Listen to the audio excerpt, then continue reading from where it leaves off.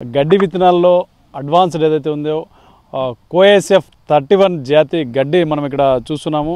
ముఖ్యంగా దీనికి సంబంధించినటువంటి అంటే అత్యధిక దిగుబడులు వస్తాయి. తక్కువ నీటితో తక్కువ వ్యయంతో రైతులు ఎక్కువగా దిగుబడులు సాధించి ఎక్కువ మేలు జరిగే అవకాశాలు ఉన్నటువంటి ఈ కోఎస్ఎఫ్ 31 యొక్క గడ్డి జాతిని ఇక్కడ రెడ్డిపల్లి క్షేత్రంలోనే అభివృద్ధి చేసిన పరిస్థితి కనిపిస్తుంది. ప్రస్తుతం మన దగ్గర డాక్టర్ రత్నకుమార్ గారు ఉన్నారు. సార్ చెప్పండి, ముఖ్యంగా దీనికి సంబంధించిన ఎటువంటి ఫలితాలు ఉన్నాయి, ఇక్కడ ఇది ఏ రకంగా డెవలప్? ప్రస్తుతం మీరు చూస్తున్నటువంటి ఈ యొక్క పశుగ్రాసం వచ్చేసి కోఎఫ్ఎస్ 31 రకం అండి. ఈ కోఎఫ్ఎస్ 31 రకం ముఖ్యంగా ధాన్యపు జాతి బహువార్షికమైనటువంటి పంట.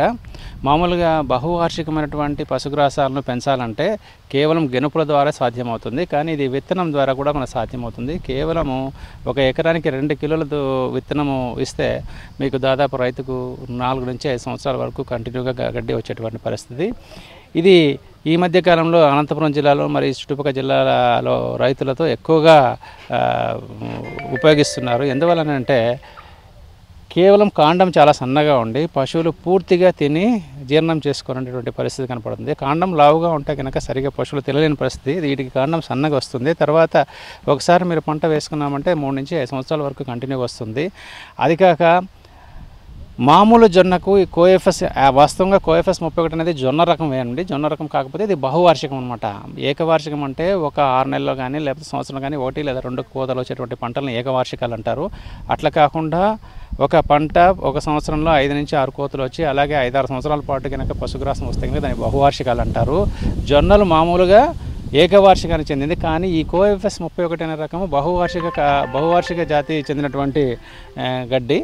కాబట్టి రైతులు ఎందువల్ల దీన్ని బాగా విత్తనం రేటు చాలా తక్కువ, అంటే కిలోకు ఎకరానికి 2 కిలోలు మాత్రమే సరిపోతుంది. కాబట్టి రైతులు చాలా ఇష్టపడి తెచ్చుకుంటున్నారు. మరి ముఖ్యంగా అనంతపురం జిల్లాలో ఏ మాత్రం నీటి వసతి కొంచెం ఉన్నా కూడా ప్రతి రైతు ఈ విత్తనాలను తీసుకోవడం జరుగుతుంది.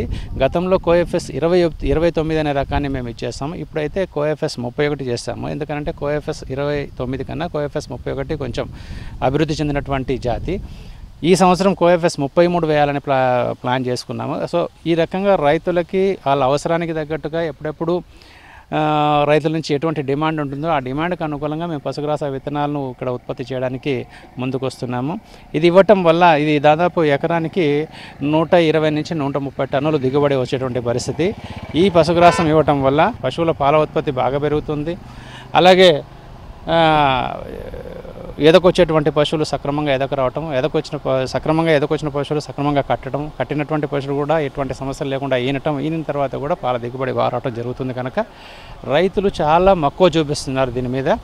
సో మేము ఎప్పటికప్పుడు అభివృద్ధి పరిచినటువంటి పశుగ్రాస విత్తనాలను వృద్ధి చేయాలనే ఉద్దేశంతో మేము పనిచేస్తున్నాం. గత సంవత్సరం 29 రకం చేస్తాం, ఇప్పుడు 31 చేస్తాం, రేపు సంవత్సరం మళ్ళీ 33వ రకానికి పోతున్నాం.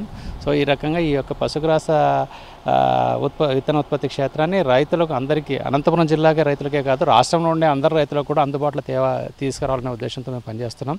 వీటితో పాటు అనేక రకమైనటువంటి ఇతర పశుగ్రాసాలు కూడా ఉన్నాయి.